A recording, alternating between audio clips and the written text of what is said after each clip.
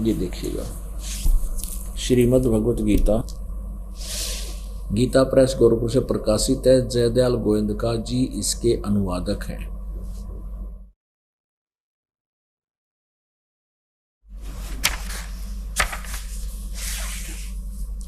प्रकाशक एवं मुद्रक हैं गीता प्रेस गोरखपुर, गोविंद मन कार्यालय, कोलकाता का संस्थान। अध्याय नंबर 15 का श्लोक नंबर 1 दिखाते हैं।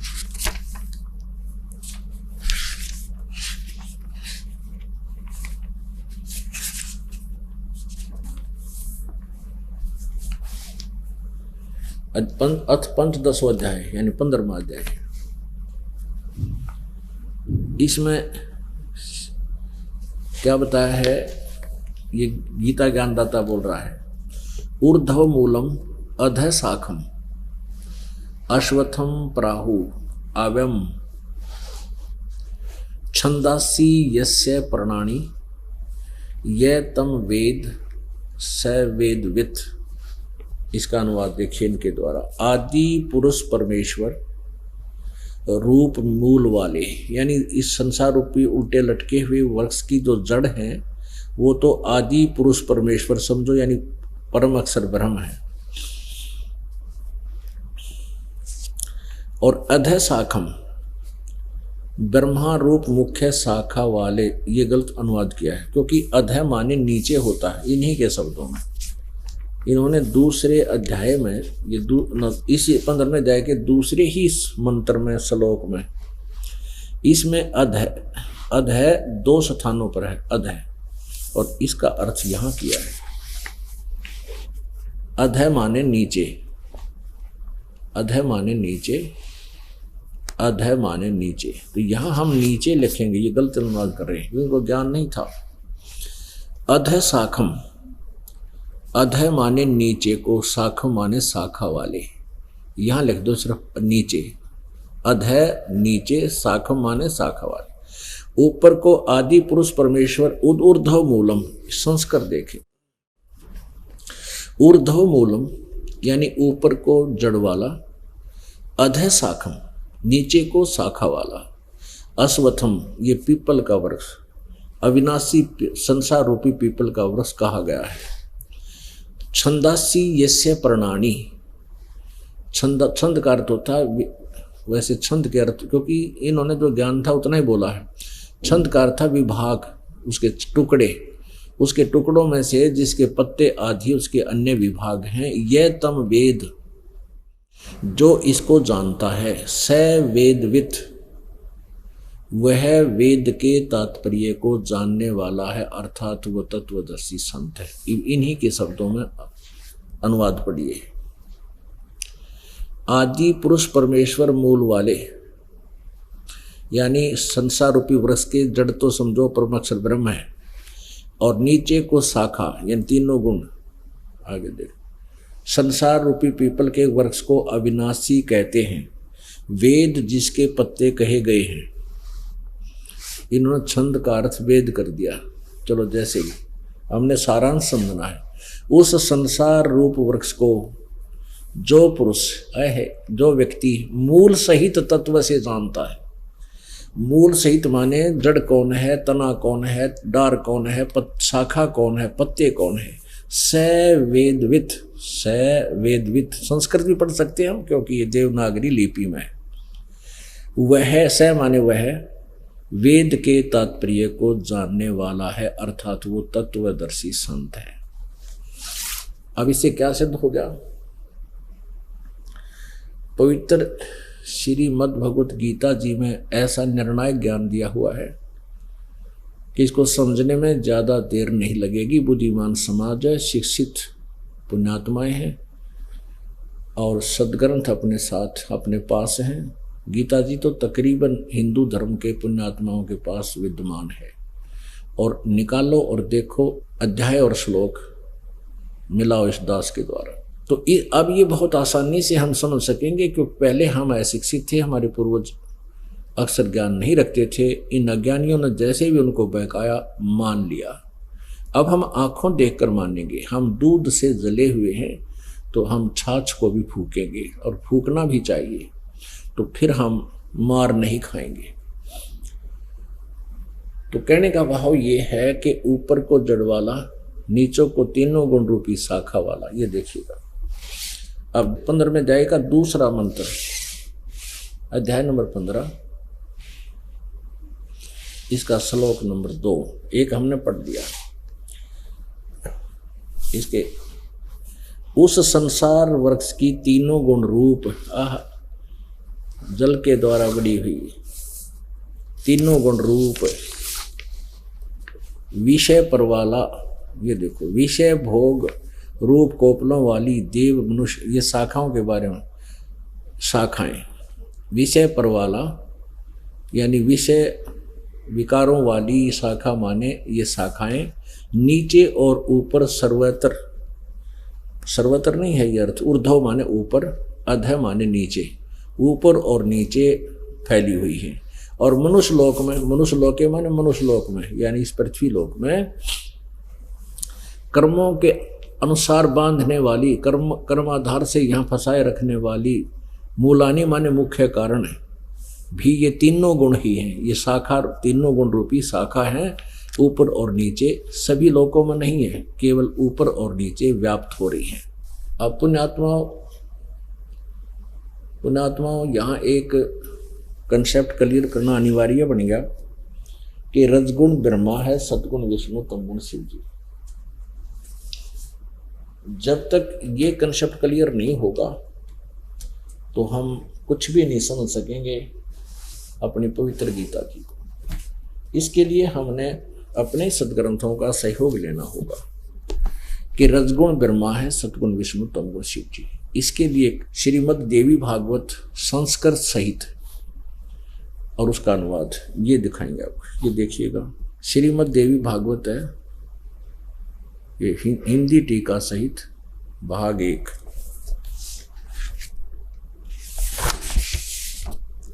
अथ देवी भागवतम सभाष्टिकम सहमातम, ये है खेमराज श्री कृष्ण दास प्रकाशन, बंबई 4 से। इसके देखिएगा, ये यहाँ पर है 3रा स्कंध, अथ श्रीमद् देवी भागवते भाषा टीका युक्ते 3 स्कंद प्रारंभते।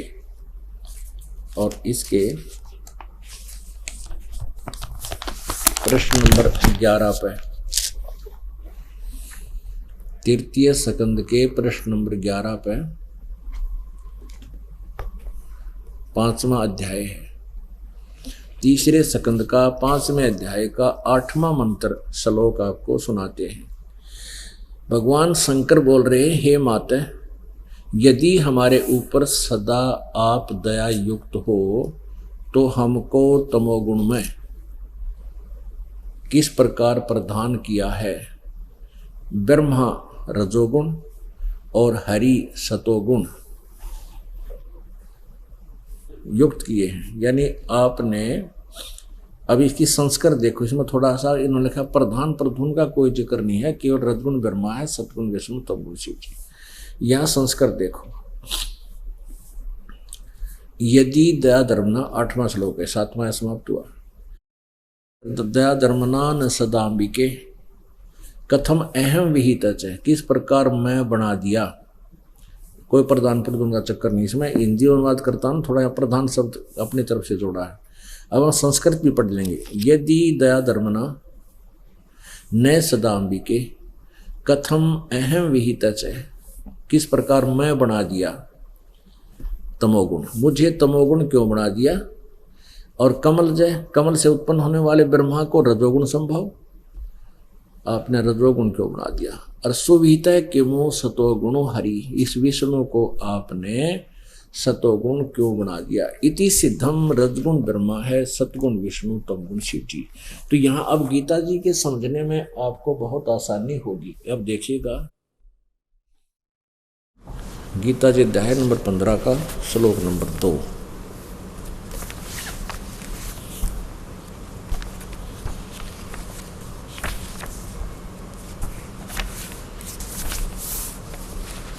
अध्याय नंबर 15 श्रीमद् भगवत गीता। श्रीमद् भगवत गीता अध्याय नंबर 15 और श्लोक नंबर ये 2 हम पढ़ रहे हैं। इसमें हमें गुणों की जानकारी हुई। इस संसार रूपी वृक्ष की तीनों गुण रूप जल से बड़ी हुई तीनों गुण रजगुण ब्रह्मा सतगुण विष्णु तमगुण शिवजी रूपी शाखाएं हैं। ये विषय प्रवाला शाखाएं हैं, नीचे और ऊपर फैली हुई हैं मनुष्य लोक में। ये दास अनुवाद करा, ऐसे होगा इसका। कर्मानुसार भी ये बांधे रखने वाली हमें फंसाने की मुख्य कारण है। रजगुण ब्रह्मा सतगुण विष्णु तमगुण शिवजी तीनों गुण ये मुख्य कारण हैं, जो नीचे और ऊपर सभी में नहीं, केवल नीचे और ऊपर फैली हुई है। अब आगे देखो तीसरे में, इस संसार का स्वरूप जैसा कहा है, गीता ज्ञानदाता कह रहा है, वैसा यहाँ विचार काल में यानी तेरे और मेरे गीता जी के ज्ञान में इस डिस्कशन में मैं नहीं पाया जाता। यानी मैं नहीं बता पाऊंगा इसको पूर्ण रूप से, क्योंकि मुझको न तो इसका आदि है और न ही अंत है तथा न इसकी अच्छी तरक सतिथि है। यानी गीता ज्ञानदाता इससे परिचित नहीं है पूर्ण रूप से, क्योंकि सृष्टि रचने वाला कोई और प्रभु है, सृष्टि रचने वाला कोई और परमात्मा है। वो परम अक्षर ब्रह्म है, उसी ने सारे ब्रह्मांडों की रचना की है। सच्चिदानंद घन ब्रह्म की वाणी में लिखा है, अंत कोट ब्रह्मांड का एक रति निभार, सतगुरु पुरुष कबीर हैं वो कुल के सिरजनहार। उस सर्व ब्रह्मांडों के रचयिता पूर्ण परमात्मा ने आकर ही अपने द्वारा रची हुई सृष्टि का ज्ञान उस कबीर वाणी में, सच्चिदानंद घन ब्रह्म की वाणी में विस्तार से बताया है, जो दास ही जान सकता है और इस पृथ्वी पर दूसरा उसके विषय में कतई नहीं जानता, चाहे कितनी बात बनाता हो। अब देखना ये क्या कहता है, खुद गीता ज्ञानदाता कहता है कि मैं इस संसार रूपी वृक्ष के विषय में पूर्ण रूप से नहीं जानता। इस संसार का वृक्ष का स्वरूप जैसा कहा है वैसा यहाँ विचार काल में यानी तेरे और मेरे डिस्कशन ये गीता जी के ज्ञान में नहीं पाया जाता, नहीं पाया जाता, अर्थात नहीं समझा पाऊंगा मैं, क्योंकि न तो इसका आदि है और न ही इसका अंत है। गीता ज्ञानदाता इससे परिचित नहीं है और न इसकी अच्छी प्रकार से कोई स्थिति है। आगे देखना, इसलिए इस सोविरूढ़ मूलम का अर्थ है अति दृढ़ मूल वाले, यानी जो ऊपर के जो लोक हैं पूर्ण परमात्मा वो अमर भगवान है, अमर स्थान है। वो सुविरूढ़ मूल वाले संसार रूपी जिसकी जड़ है वो अति दृढ़ है, यानी अमर पुरुष है। संसार रूपी पीपल के वृक्ष को, अब यहाँ असंग शस्त्र का अर्थ इन्होंने गलत किया, वैराग रूप शस्त्र द्वारा नहीं, जो गीता जी अध्याय नंबर 4 के श्लोक नंबर 32 और 34 में कहा है, उस तत्व ज्ञान रूपी सच्चिदानंद घन ब्रह्म की वाणी के द्वारा, उस शस्त्र द्वारा इस अज्ञान रूप अंधकार को काटकर, अर्थात इसको पूर्ण रूप से समझकर, तत्वदर्शी संतों के पास जाकर समझकर, उसके पश्चात 15वें अध्याय का 4था श्लोक, 15वें अध्याय का ये 4था श्लोक, उसके पश्चात उस परम पद परमेश्वर को भली भांति खोजना चाहिए, जिसमें गए हुए पुरुष यानी साधक फिर लौटकर संसार में कभी नहीं आते। अर्थात उनका पूर्ण मोक्ष हो जाता है। जिस परमेश्वर से,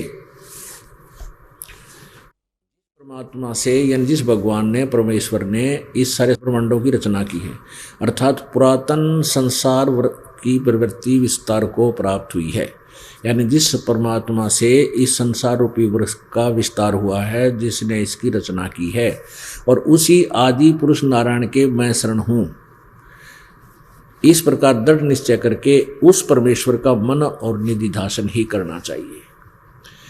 अब आदि पुरुष परमेश्वर गीता ज्ञानदाता से कोई और है, वो परम अक्षर ब्रह्म है, और गीता ज्ञानदाता कहता उसी का दृढ़ निश्चय करके उसका जाप करना चाहिए, और मैं भी उसी की शरण हूँ, आदि पुरुष नारायण की मैं शरण हूँ। ये गीता ज्ञानदाता भी उसी की शरण में है। इसी का प्रमाण 18वें अध्याय के 64वें श्लोक में गीता ज्ञानदाता कहता है कि वो परम अक्षर ब्रह्म, वो परमेश्वर, जिसके विषय में 18वें अध्याय के 62वें श्लोक में भी कहा है कि तू सर्वभाव से उस परमेश्वर की शरण में जा, उसकी कृपा से ही तू परम शांति और शाश्वत स्थान यानी सनातन परम धाम को, उस सदा रहने वाले स्थान को प्राप्त होगा। वो मेरा भी पूज्य देव है। इष्ट में दृढ़म, गीता जी अध्याय नंबर 18 के श्लोक नंबर 64 में गीता ज्ञानदाता कहता है कि वो परमेश्वर मेरा भी पूज्य देव है, इष्ट है। अब यहाँ प्रसंग चल रहा है कि सतयुग से लेकर आज तक जितने भी ऋषि महर्षि हुए हैं, देवता हुए हैं, इनको कोई ज्ञान नहीं, ब्रह्मा विष्णु महेश को भी वेद ज्ञान नहीं, अध्यात्म ज्ञान नहीं इनको। विष्णु जी कह रहे हैं कि मेरे नॉलेज में, अध्यात्म ज्ञान में, मैं दुर्गा से ऊपर कोई परमात्मा नहीं मानता और वही उसी की पूजा दिन रात करता हूँ। दुर्गा कहती है कि सब बातें छोड़कर तुम केवल ब्रह्म का जाप करो और उसका केवल ओम मंत्र है। श्रीमद् देवी भागवत गीता प्रेस गोरखपुर से प्रकाशित जो अभी आपके रूबरू कराई, उसके सकंद प्रथम सकंद पहले सकंद में 28-29 पृष्ठ पे और 562-63 पृष्ठ पे अध्याय और 7वें सकंद में वो कहती है कि उस ब्रह्म का ओम नाम है, केवल वो ओम नाम जाप करो और सब बातें छोड़ दो, सब पूजाएं बंद कर दो। वह ब्रह्म लोक में रहता है। अब ये ब्रह्म क्या बोलता है कि उस परम अक्षर ब्रह्म की पूजा करो जिसने सारे ब्रह्मांडों की रचना की है। गीता जी अध्याय नंबर 4 के श्लोक नंबर 5 में और 9 में ये गीता ज्ञानदाता कहता है, अर्जुन तेरे और मेरे बहुत जन्म हो चुके हैं, तू नहीं जानता मैं जानता हूं, मेरे जन्म और कर्म अलौकिक हैं। गीता जी अध्याय नंबर 2 के श्लोक नंबर 12 में गीता ज्ञानदाता कहता है कि मेरे और तेरे और इन सभी सैनिकों के पहले भी जन्म हुए हैं, आगे भी होंगे, ये ना सोच कि हम वर्तमान में ही हैं। इसे सिद्ध है कि गीता ज्ञानदाता अविनाशी नहीं है, ये तो नासवान है। और गीता जी अध्याय नंबर 8 के श्लोक नंबर 16 में कहा कि ब्रह्मलोक पर्यंत जितने भी लोग हैं सब पुनरावृत्ति में है, यानी वहां गए हुए प्राणी का भी पुण्य अक्षीण होता है, जन्म मृत्यु में उसके चक्कर में वो रहते हैं, यानी उनका जन्म मृत्यु सदा के लिए समाप्त नहीं हो सकता, जो ओम नाम का जाप करते हैं और ब्रह्मलोक में चले जाते हैं। अब देवी तो कहती है ब्रह्मलोक में रहता है, उससे पूर्ण मोक्ष होगा और वो ब्रह्म है, और ब्रह्म कह रहा है कि उस परम अक्षर ब्रह्म की पूजा करो, उसके बारे में तत्वदर्शी संतों की खोज करो, उनसे पता करो।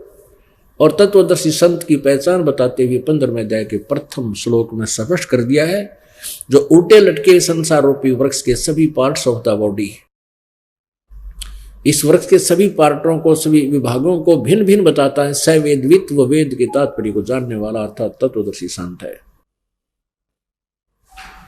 वो परमात्मा स्वयं ही आता है तत्वदर्शी संत की भूमिका करने के लिए। यह भी आपको वेदों में प्रमाण दिया जाएगा। अब गीता जी अध्याय नंबर 8 के श्लोक नंबर 3 में जो कहा गया है, गीता ज्ञानदाता ने कहा कि वो परम अक्षर ब्रह्म है, उसका कौन सा मंत्र है, तत्वदर्शी संत कौन सा मंत्र देंगे।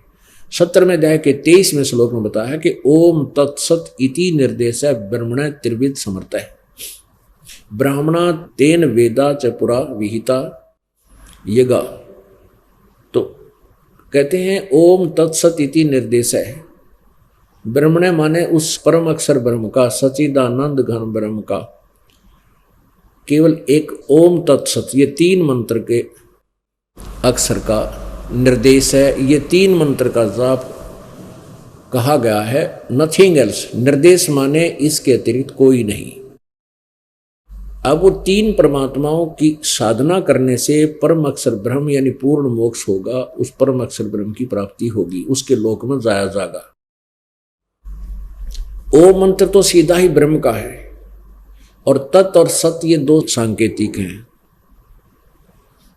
तत् अक्षर ब्रह्म का है यानी परब्रह्म का, जो सात संग ब्रह्मांड का स्वामी है, ये सांकेतिक है, ये दास बताएगा उस मंत्र को, अलग से है वो मंत्र, ये कोड वर्ड है। और सत्य ये परम अक्षर ब्रह्म का जाप है, मंत्र है, वो भी गुप्त है, ये दास बताएगा। तो इन तीनों मंत्रों का जब योग आपको मिल जाएगा, पहले तो ये 2 मंत्र का बनेगा, ओम और तत् मिलकर ये दूसरा मंत्र है तत्, ये सतनाम बन जाता 2 अक्षर का। और फिर इसकी खूब आपके कमाई हो जाएगी, आध्यात्मिक बल आपके, शक्ति भक्ति बल आपके अंदर संचित हो जाएगा, एकत्रित हो जाएगा। उसके बाद आपको तीसरा मंत्र दिया जाएगा जो सत्य है, जिसको सार नाम भी कहती है। ये वो मूल नाम है, ये सार नाम है। तो परमात्मा ने कहा था, धर्मदास तो लाख दोहाई, ये सार शब्द की तबार ना जाई, ये सार शब्द कई बार न जावे। अगर समय से पहले इस सार नाम का किसी और इन नकली संतों ऋषियों को पता लग गया तो ये भी यही नाम देना शुरू कर देंगे, और उस भक्ति काल में हम कुछ भी भिन्नता नहीं बता पाएंगे। यानी हम अपनी प्यारी आत्माओं को उस भिन्नता को ना बता करके अपने साथ नहीं लगा पाएंगे। यदि नकली संतों के पास यो ज्ञान चला गया, तो अभी तक ये बिल्कुल गुप्त रखे गए थे। इस दास के ऊपर मेहर करी परमात्मा ने, खजाना खोला है, और इस दास ने आपको बांटना शुरू किया है। आप भोली आत्मा हो, आप अज्ञान से परिपूर्ण कर दिए इन अज्ञानी संतों ऋषियों ने। इस कारण से आप इस लाल को पहचान नहीं पा रहे। इस लाल की पहचान करवाने के लिए आपको ये सदग्रंथों की में पहचान बताई जा रही है, भगवान ऐसा होता है। अब प्रसंग चल रहा है गीता जी अध्याय नंबर 8 के श्लोक नंबर 5 और 7 में। ये ब्रह्म, क्षर ब्रह्म जिसे कहते हैं, सर ब्रह्म, गीता ज्ञानदाता, इसको काल भी कहते हैं। काल, ये स्वयं भी कहता है 11वें अध्याय के 32वें श्लोक में, मैं काल हूँ अर्जुन, सबको यहाँ नष्ट करने के लिए, विनाश करने के लिए आया हूँ। श्री कृष्ण जी तो पहले विद्वान थे, श्री कृष्ण जी नहीं थे काल। उन्होंने पहले कभी अपने आप को काल नहीं कहा, और फिर बाद में भी कभी काल नहीं कहा। उसमें वो काल प्रवेश था जिसको ब्रह्म बोलते हैं, जिसको क्षर ब्रह्म भी कहते हैं, ज्योति निरंजन भी कहते हैं। अब ये निर्णायक ज्ञान दे रहा है कि यदि मेरी भक्ति करनी है तो उसका ओम नाम है। 8वें अध्याय के 13वें श्लोक में, 8वें अध्याय के 5 और 7 में कहा कि तू मेरी भक्ति कर, युद्ध भी कर, और अंत समय में तू मेरी भक्ति करता हुआ शरीर छोड़कर जाएगा तो मुझे प्राप्त होगा। 8वें अध्याय के 6ठे श्लोक में ये विशेष विवरण दिया है कि अंत समय में जो जिस भी इष्ट के ऊपर आश्रित होता है, भावित होता है, अंत में उसी को प्राप्त होता है। जहां आशा ता बासा होई। गीता जी अध्याय नंबर 8 के श्लोक नंबर 8, 9, 10 में ये स्पष्ट किया है कि उस परम अक्षर ब्रह्म की साधना करनी है तो उसकी साधना करने से तत्वदर्शी संत से वो गुप्त मंत्र प्राप्त करके भक्ति की साधना करता हुआ, भक्ति के बल से, उसके द्वारा दिए गए मंत्र के जाप की कमाई से जब शरीर छोड़कर जाता है, वो साधक जो परम अक्षर ब्रह्म की उपासना करता है तो उसके पास चला जाता है, और वहां जाने के बाद फिर कभी जन्म मृत्यु नहीं होता, यानी पूर्ण मोक्ष होता है। अब ये प्रसंग चल रहा था कि न तो ब्रह्मा जी को अध्यात्म ज्ञान, वेदों का ज्ञान, न विष्णु जी को ज्ञान, न शिव जी को ज्ञान, न दुर्गा को पूर्ण ज्ञान, अध्यात्म ज्ञान, और न ही ब्रह्म को पूर्ण ज्ञान। उसने ऑप्शन छोड़ दिया है गीता जी अध्याय नंबर 4 के श्लोक नंबर 34 में कि उस तत्व ज्ञान को तू तत्वदर्शी संतों के पास जाकर समझ, मैं उससे परिचित नहीं हूं। इससे सिद्ध है कि वो गीता ज्ञान से अन्य कोई ज्ञान है। इसी प्रकार यजुर्वेद अध्याय नंबर 40 के श्लोक नंबर 10 से लेकर 13 में वेद ज्ञानदाता यानी ये ब्रह्म बोल रहा है कि पूर्ण परमात्मा के विषय में कोई तो उत्पन्न होने वाला मानता है, जन्म लेता है, यानी साकार रूप में आता है। कोई कहता है वो जन्म लेता ही नहीं, निराकार है। और कोई ये कहता है कि जिसने कोई अक्षर ज्ञान हो गया किसी विशेष भाषा का,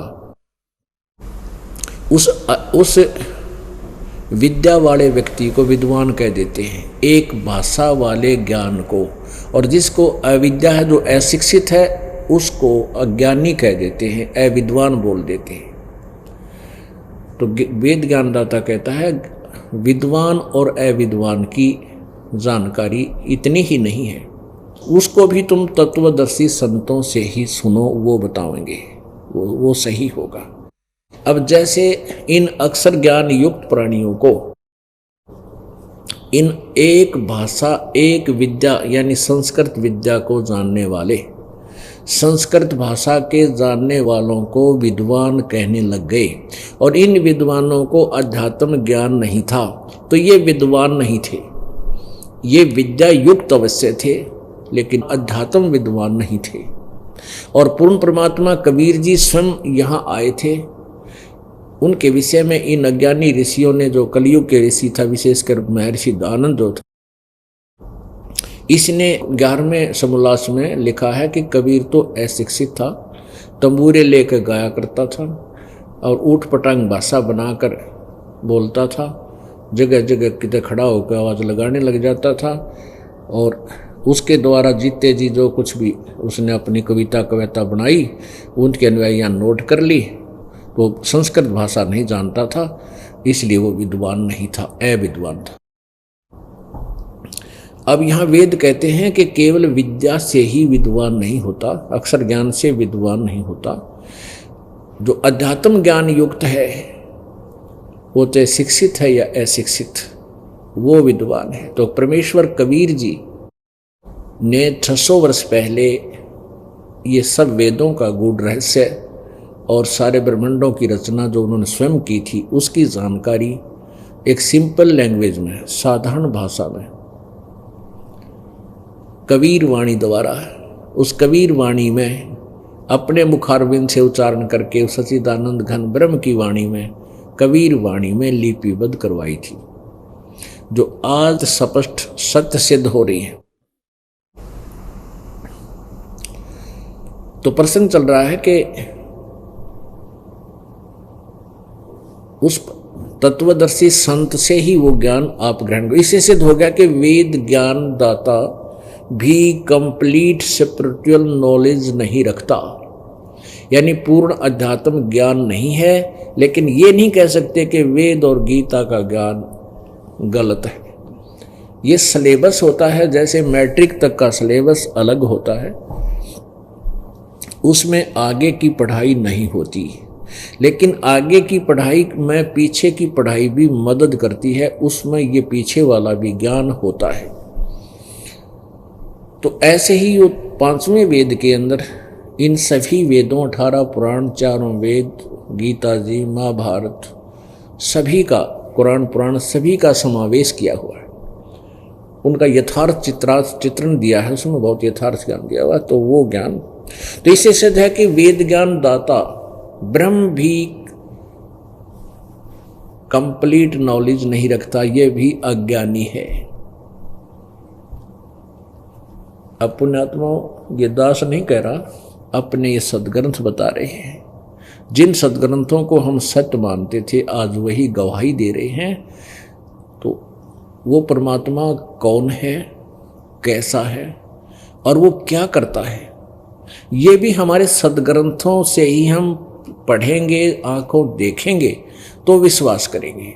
ये दास बोलता है कबीर साहब परमात्मा हैं, सारी सृष्टि के रचनहार हैं, ये सर्वशक्तिमान हैं, ये बनारस में आए थे, इन्होंने ही तत्व ज्ञान प्रचार किया। तो हम अन्य तो दूसरे भगवानों को, श्री ब्रह्मा जी, श्री विष्णु जी, श्री शिव जी, दुर्गा जी, श्री दुर्गा जी, या अन्य किसी रब राम को जो मानते हैं ब्रह्म को, तो वो कहेंगे ब्रह्म ही सुप्रीम गॉड है। जैसे विष्णु जी ने बताया कि दुर्गा ही सुप्रीम गॉड है। तो ऐसे अपनी अपनी कहने से बात नहीं बनेगी, हमने उन सदग्रंथों से मेल करना पड़ेगा जो ऑथेंटिक हैं। उससे जिसकी स्टेटमेंट मेल खाती है तो वो सत्य होगी, और उनसे मेल नहीं खाती है सदग्रंथों से तो वो सत्य नहीं है। अपने आत्माओं, जैसे किसी एक जुर्म के ऊपर 4-5 एडवोकेट बैठे हैं। एक कह रहा है कि इस प्रकार के क्राइम के ऊपर धारा ये लगेगी, कोई कहता है इस पर 307 लगेगी, कोई कहता 306 लगेगी, दूसरा कहता 304 लगेगी, तो कहता 302 लगेगी, कोई कहता इस पर ये धारा बनती ही नहीं, ये लगेगी। तो ये निर्णय कहाँ से होगा? यह भारत के संविधान से होगा। जो संविधान में जो कारण प्रकरण लिखा हुआ है वही धारा फाइनल होगी। उनमें से फिर 5 की भी गलत हो सकती है, और जिसकी उससे मेल खाती है उसकी सच्ची है, बाकी की झूठ है। तो आप गीता जी अध्याय नंबर 16 के श्लोक नंबर 23 में यही कहा है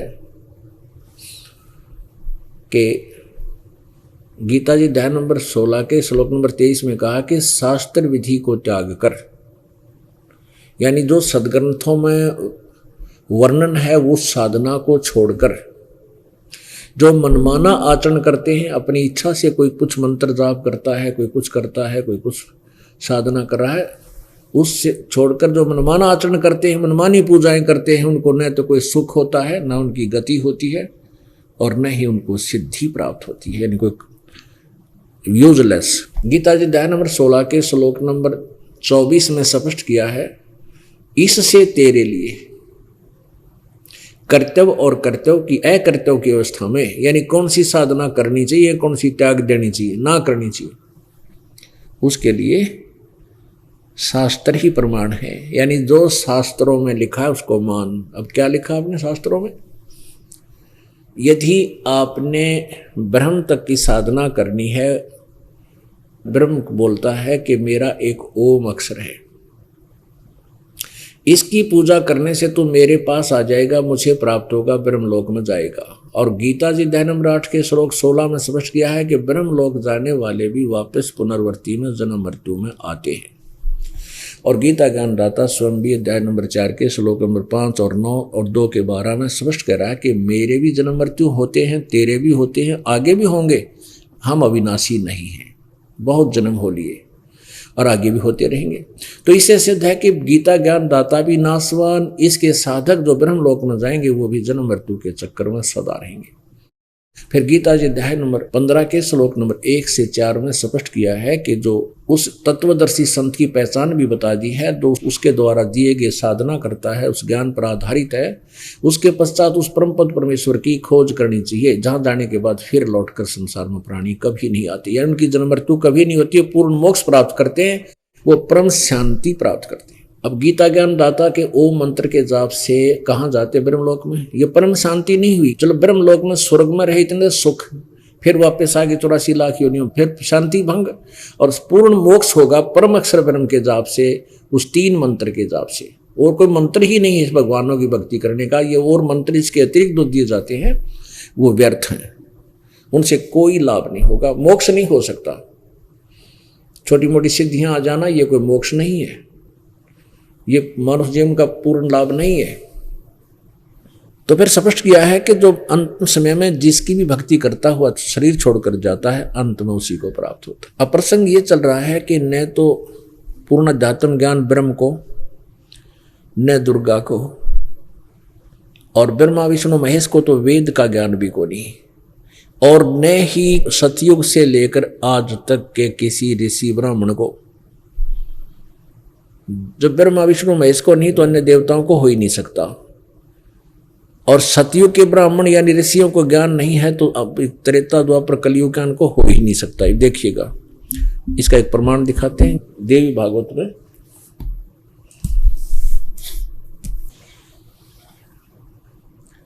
गीता प्रेस गोरखपुर से प्रकाशित है, ये वही श्रीमद् भगवद गीता जो आपको अभी दिखाई थी।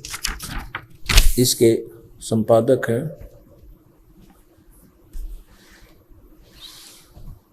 हनुमान प्रसाद पोदार चिमन लाल गोस्वामी।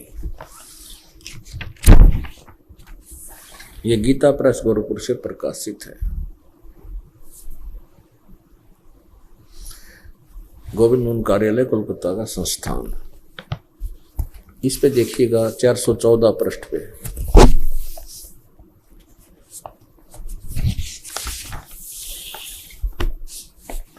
ये छठा स्कंद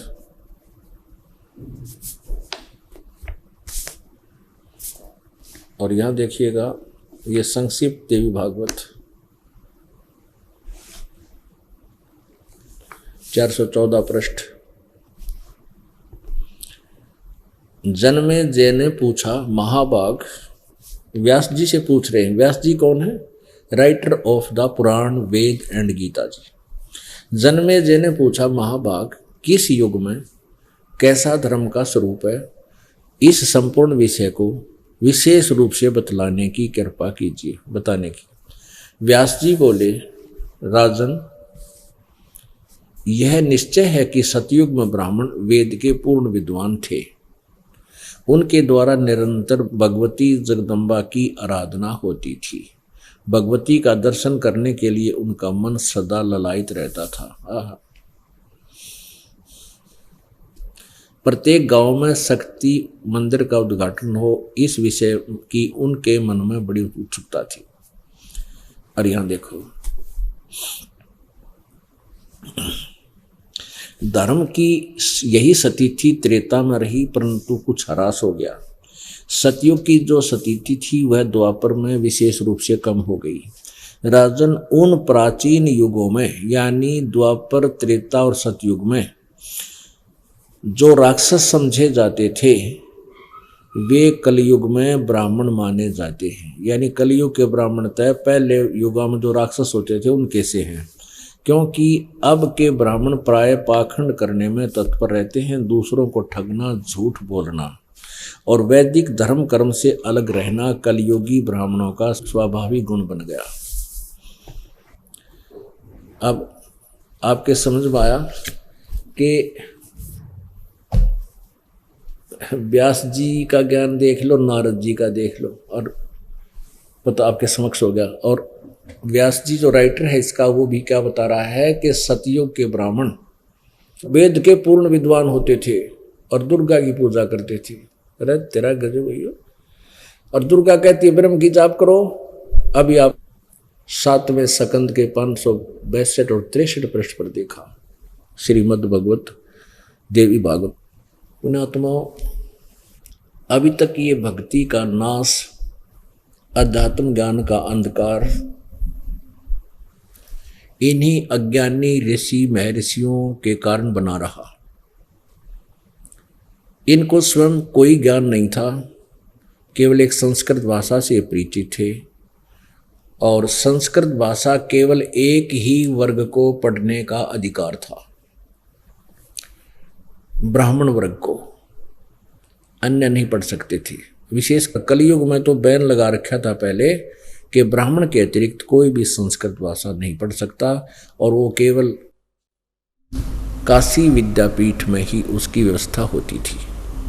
और इनको स्वयं ज्ञान नहीं था। इन्होंने इस संस्कृत भाषा का पढ़ना एक यही उद्देश्य बना रखा था कि जो संस्कृत का ज्ञाता हो जाता है उसको लोग ज़्यादा पसंद करते हैं, श्रद्धालु बहुत पसंद करते हैं, विद्वान मानते हैं।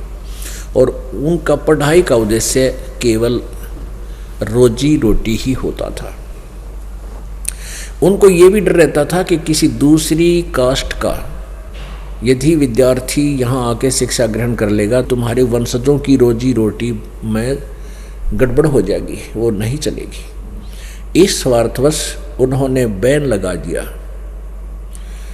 एक कड़ोली गांव का जाट का लड़का, किसान का लड़का, निश्चल नाम था उनका, निश्चल। उस बच्चे के मन में उत्सुकता हुई कि भी वेदों और गीता जी के बारे में और पुराणों के बारे में यथार्थ जानकारी हमें हो।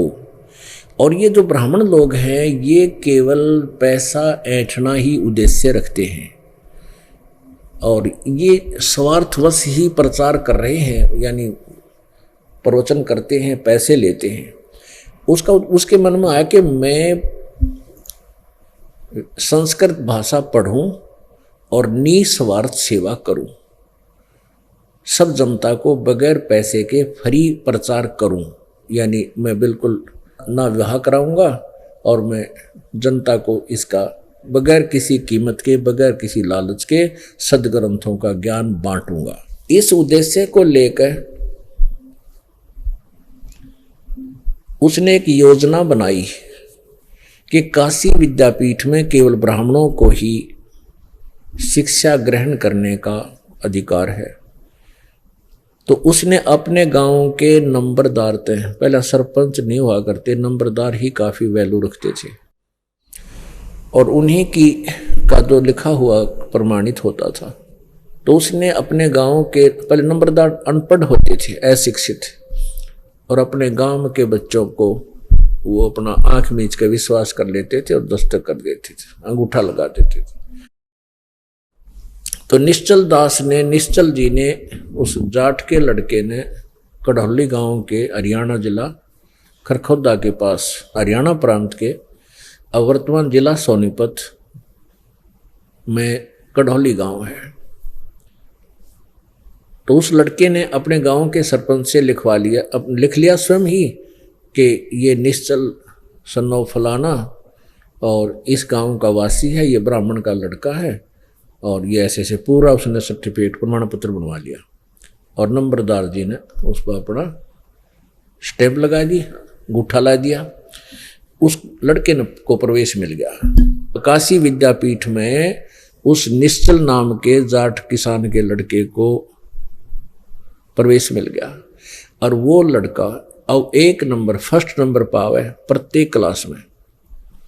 जब उसकी शिक्षा पूर्ण होगी तो उसने वहाँ के मुख्य प्राचार्य यानी हेड प्रिंसिपल से कहा कि गुरुदेव, आपका बच्चा जा रहा है, मुझे आशीर्वाद दो कि मैं अपने कार्य में सफल हूँ, सदग्रंथों का सत प्रचार जन जन को करूँ। अब उस मुख्य अध्यापक यानी हेड मास्टर कहो, प्रिंसिपल कहो, उसके एक लड़की, उस प्रिंसिपल की लड़की शादी योग्य हो गई थी। अब उसने सोचा कि एक होनहार बालक है, ये जाएगा संसार में, ये बहुत अच्छा विद्वान पुरुष बनेगा, अच्छी रोजी रोटी इसकी चलेगी, दुनिया इसकी बात विचारों को सुनेगी, बहुत पैसा कमाया करेगा, क्यों ना मैं अपनी बेटी का विवाह इसके साथ कर दूं। इस उद्देश्य से उस निश्चल दास से कहा कि बेटा तू गुरु दक्षिणा दे मुझको और वचनबद्ध हो। निश्चल दास ने कहा कि जो आज्ञा गुरुदेव, आपका दास हाजिर है, आपका बच्चा आपके समक्ष है, मुझ कंगाल के पास देने को कुछ नहीं है। तब उसने कहा, प्राचार्य ने कहा कि बेटा तू मेरी बेटी से ब्याह कर ले, यही दक्षिणा दे दे। अब धर्म संकट में फंस गया वो निश्चल दास कि गांव में इस बात का रोष हो जाएगा और फिर इस ब्राह्मण को पता चलेगा, वे बाद में फिर कड़ा मचाएगा, शोर करेगा, पंगा पा देगा। तो धर्म संकट में फंस गया निश्चल दास। उसने कहा, गुरुदेव एक बात मैं आपको सच बताना चाहता हूँ, जो रहस्य आज तक मैंने छुपा कर रखा। सारी बात से उसको बताया कि मैं ऐसे ऐसे शिक्षा ग्रहण करना चाहता था, संस्कृत भाषा पढ़ना चाहता था, वेदों और गीता और सदग्रंथों का मैं निःशुल्क प्रचार करना चाहता था। इस उद्देश्य से मैंने इस आपके विद्यालय में, आपकी पीठ में, विद्यापीठ में प्रवेश पाया है। मैं ब्राह्मण नहीं हूँ, मैं एक जाट का लड़का हूँ, और मैंने ये झूठा सर्टिफिकेट बनवा के यह शिक्षा ग्रहण की है क्योंकि मुझे यहाँ प्रवेश नहीं मिल रहा था। अब आप जो सजा दो मुझे मंजूर है। तो ब्राह्मण बहुत नाराज हो गया, कहने लगा कि तू वचनबद्ध हो, 3 वचन कर कि तू संस्कृत भाषा ना बोलेगा, ना पढ़ेगा, ना पढ़ के ग्रंथों को सुनावेगा किसी को, संस्कृत भाषा ना लिखेगा, ना पढ़ेगा, ना बोलेगा।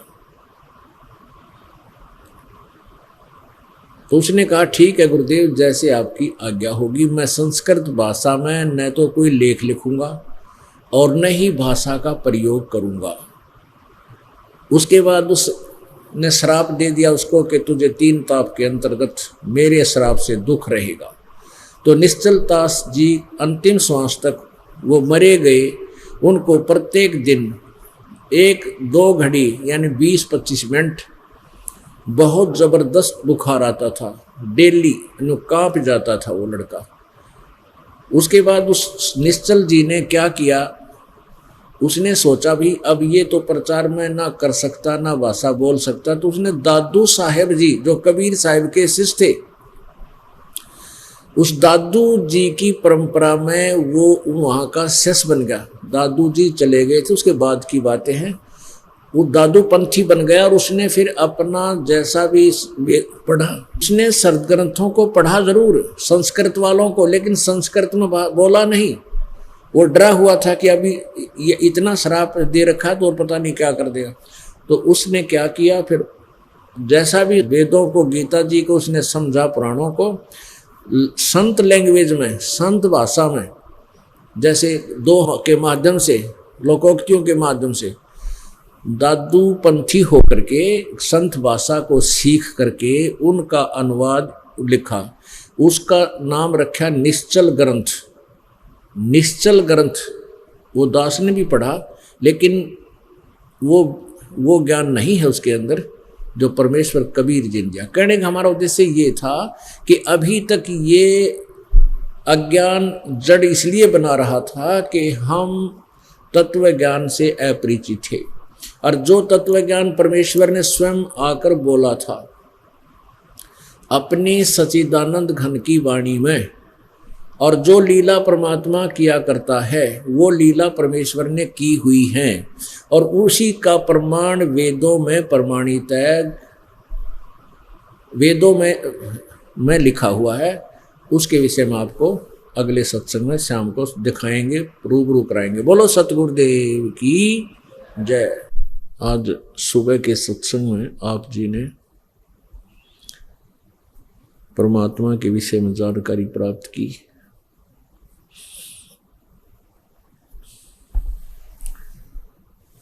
कि वो कौन परमात्मा है, कौन प्रभु है, जिसकी साधना से ये प्राणी जन्म मृत्यु के इस चक्कर से पूर्ण रूप से छुटकारा पाता है। क्योंकि न तो ब्रह्मा विष्णु महेश अमर हैं, अजर हैं, इनका भी पूर्ण मोक्ष नहीं है, इनकी भी जन्म मृत्यु होती है,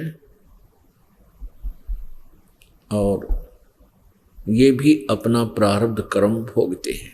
यदि हम ब्रह्मा विष्णु महेश जी की पूजा करते हैं, रजगुण ब्रह्मा, सतगुण विष्णु, तमगुण शिव जी की, तो ये स्वयं भी नासवान है, इनकी जन्म मृत्यु होती है, तो इनकी साधना से साधक वो परम शांति को प्राप्त नहीं कर सकता, पूर्ण मोक्ष प्राप्त नहीं कर सकता।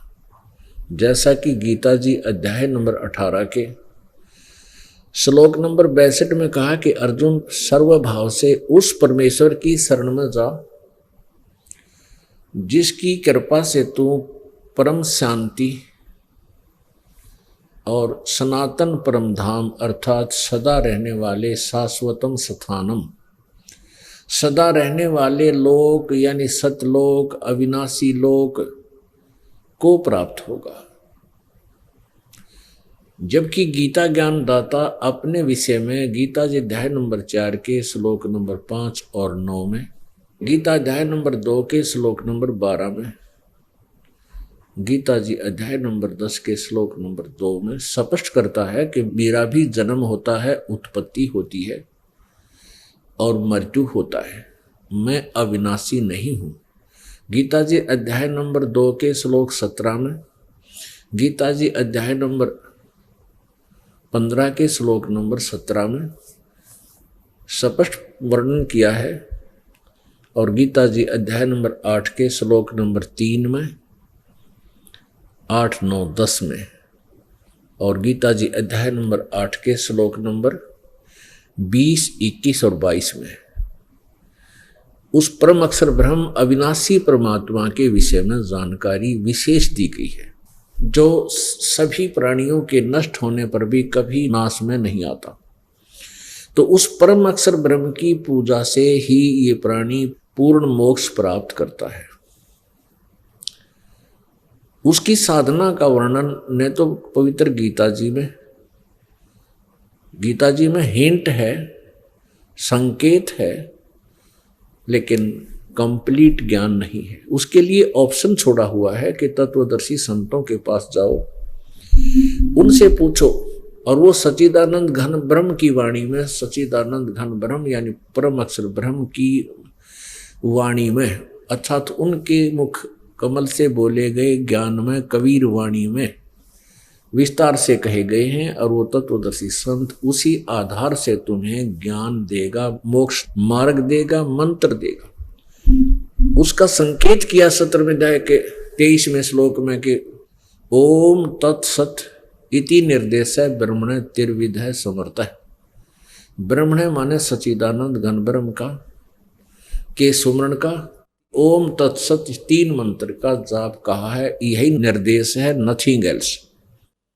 निर्देश का अर्थ है और कोई नहीं, केवल यही डायरेक्शन है।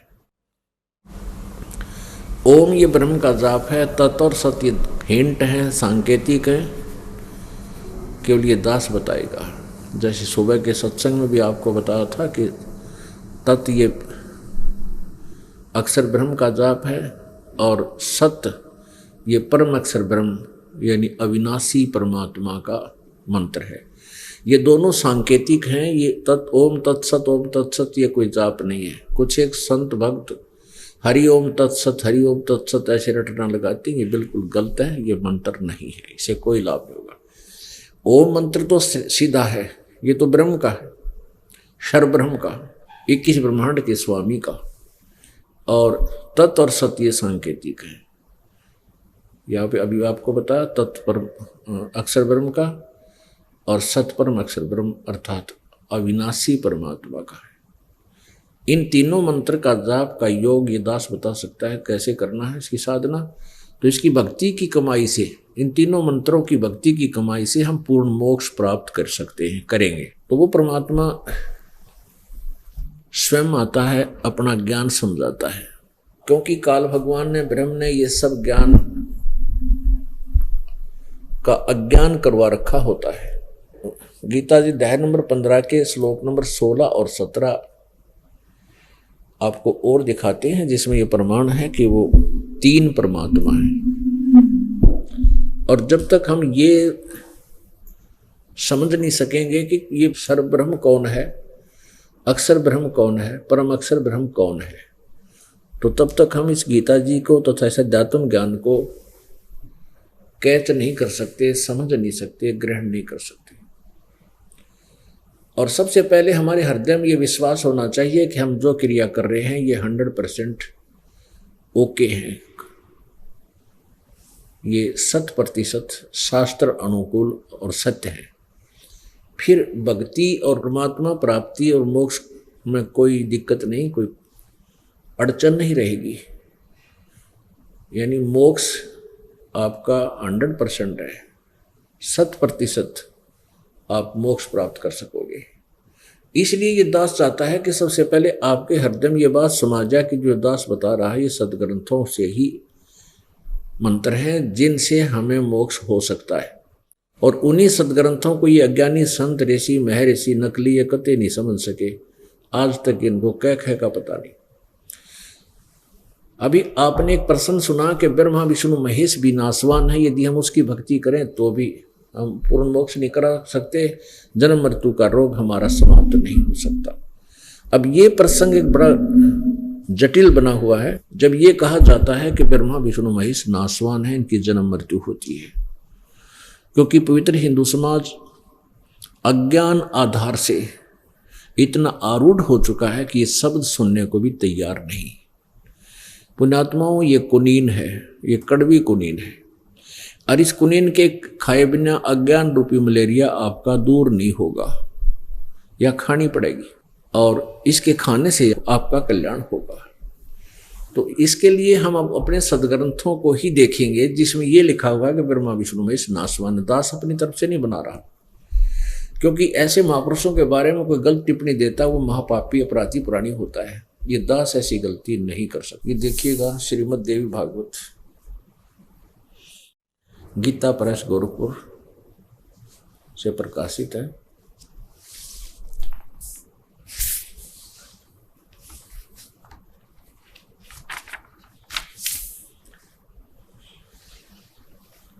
संपादक है हनुमान प्रसाद पोदार, चिमनलाल गोस्वामी, और प्रकाशक में मुद्रक हैं गीता प्रेस गोरखपुर, गोविंद भवन कार्यालय कोलकाता का संस्थान। ये इनके फोन और फैक्स नंबर हैं।